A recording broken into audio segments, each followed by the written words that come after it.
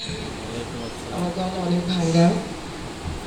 আমি আফরিন সাদিয়া, আফরিন স্টুডিও আমার পেজ, সবাই অবশ্যই লাইক দিবেন আমার পেজে। আমি আমার পরিচয়, আমি এসকে মিডিয়া থেকে চৌধুরীর ওয়াইফ। আমাদের এখানে ওযুখানা আছে, কর্নারে নামাজের ব্যবস্থা আছে। আমরা যারা নামাজ পড়বো আমরা নামাজের সময় দিব, নির্দিষ্ট সময় আমরা নিজেরা এখানে জামাত করব। এখানে এখানে নামাজের ব্যবস্থা আছে। তো যেহেতু আরো কিছু সময় হাতে আছে, তাহলে আমরা আরো কিছু মানুষকে ডাকি বিশ্বের দরবারে উপস্থাপন করে। আপনারা যারা ওনার ভিডিও দেখেন অবশ্যই সকলে জানেন, আর বাকিটা ওনার মুখ থেকে শুনবেন। আউযু বিল্লাহি মিনাশ শাইতানির রাজিম, বিসমিল্লাহির রহমানির রহিম। কি তো আমরা আসেনি বলা আমার এমন সময় দিছে যে সময় সকলের মধ্যে ফেলে আগুন লেগে গেছে। যাই হোক, তারপর চেষ্টা করতেছি, জানি না আমার কথাগুলি বিরক্তিকর হয় কিনা। দুর্গম গিরিকান্তার মরুদুস্তর পারাবার, লঙ্ঘিতে হবে রাত্রি নিশীথে যাত্রীরা হুঁশিয়ার। প্রিয় বন্ধুরা, আজকে আমরা যেই জায়গায় দাঁড়িয়ে আছি, এই জায়গায় আসতে আমাদের অনেকটা সময় লেগেছে। আমরা এরকম একটা সংগঠনের চিন্তা সবাই করেছি এক সময়। এখন কে যে প্রথম চিন্তা করেছে এটা জানি না। আমাকে গত বছর ফেব্রুয়ারি বা মার্চ মাসে, গত বছরের ফেব্রুয়ারি বা মার্চ মাসে এপিওনিক নামে একটা ছেলে আছে আমাদের চান্দিনার, সেই প্রথম আমাকে বলছে যে আমরা এরকম একটা সংগঠন করলে কেমন হয়, আমাদের সাথে তো অনেকের পরিচয় আছে। এরপরে আশিক ভাইয়ের সাথে এক সময় আমরা এই বিষয়ে কথা বলছি। তারপরে আশিক ভাই, অনেক ভাই এক সময় কথা বলছে, বিচ্ছিন্ন বিক্ষিপ্তভাবে অনেকে অনেকভাবে কথা বলেছে। কিন্তু টু দ্য পয়েন্টে কাজটা হয়েছে গত বছরের জানুয়ারি মাসে। আমি এপিওনিকের সাথে জানুয়ারি মাসে না, তারও আগের বছর, আমার ভুল হয়েছে। যাই হোক, এখন কে আগে চিন্তা করেছে আমি এটা আইডেন্টিফাই করতে যাচ্ছি না, কিন্তু আমরা সবাই ভেবেছি, চিন্তা করেছি যে এরকম একটা সংগঠন হওয়া দরকার। এই টাউন হল মাঠে 7-8 জন ভাইকে নিয়ে দাঁড়ানো, সেদিন কথা বলা, এই 7-8 জন ভাইয়ের মাধ্যমে আজকের এই সংগঠন এই পর্যন্ত এসে পৌঁছেছে। যাই হোক, সেদিন আমরা যারা ছিলাম, আশিক ভাই অনেকের নাম বলছে, বাদ করেছে আজিম ভাইয়ের কথা। আজিম ভাই ছিল সেদিন, আর বাকি সব ঠিক আছে।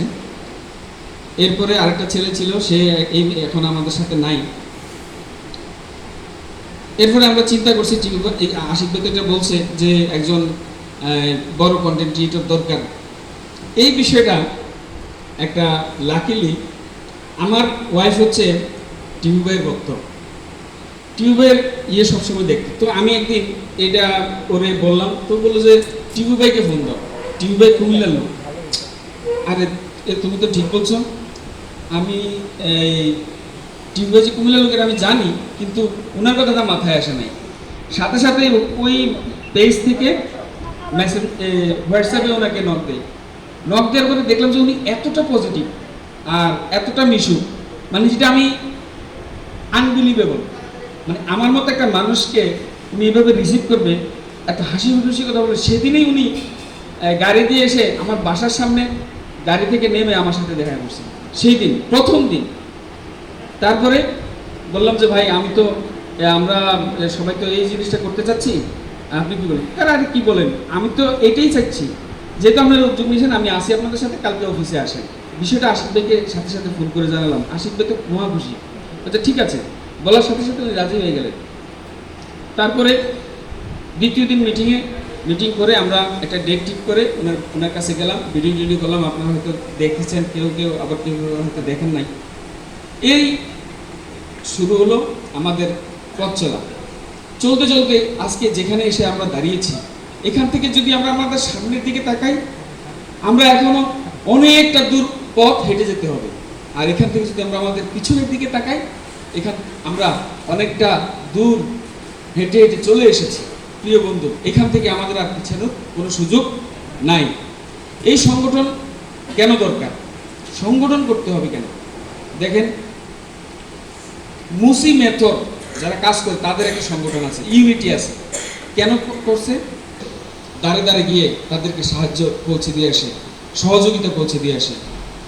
আমি কিছুদিন আগে ওনার একটা ভিডিও দেখেছি, উনি সেই চট্টগ্রাম চলে গিয়েছে, যে সিএনজিতে আগুনে যে ড্রাইভারটা মারা গেল, সেই বাড়িতে উনি সাহায্য নিয়ে হাজির। উনার কাছে হয়তো লক্ষ কোটি টাকা নাই, উনার কাছে 5 টাকা আছে, এই 5 টাকা থেকে উনি তাকে দিয়ে আসছে। কিন্তু উনি যে একটা মেসেজ, একটা ভিডিও বানিয়ে দিয়েছে, উনার ওই ভিডিওর কারণে সেই পরিবারটা পুনর্বাসিত হয়ে গেছে, তার জন্য এনাফ হয়ে গেছে। এরকম মসজিদ, মাদ্রাসা, এমন কোনো জায়গা নাই যেখানে এই টিপু চৌধুরী যায় নাই। যাই হোক 37 লক্ষ টাকা নাকি পাইছে। চিন্তা করেন, 37 লক্ষ টাকা ওই সিএনজি চালক কত বছরে ইনকাম করতো? আলহামদুলিল্লাহ। প্রিয় বন্ধুরা, সংগঠনটা এই জন্যই দরকার যে আমরা এখনো পর্যন্ত আমাদের সরকার, আমি টিপু চৌধুরী ভাইয়ের মাধ্যমে আজকে ভিডিও রেকর্ড করছেন, আপনারা সরকারকে একটা মেসেজ দিবেন যে আমরা হিসেবে একটা স্বীকৃতি চাই। আমরা এই স্বীকৃতিটা আদায়ের জন্য আমাদের এই সাংগঠনিক অবকাঠামোর মাধ্যমে আমরা চেষ্টা করবো ইনশাআল্লাহ অদূর ভবিষ্যতে।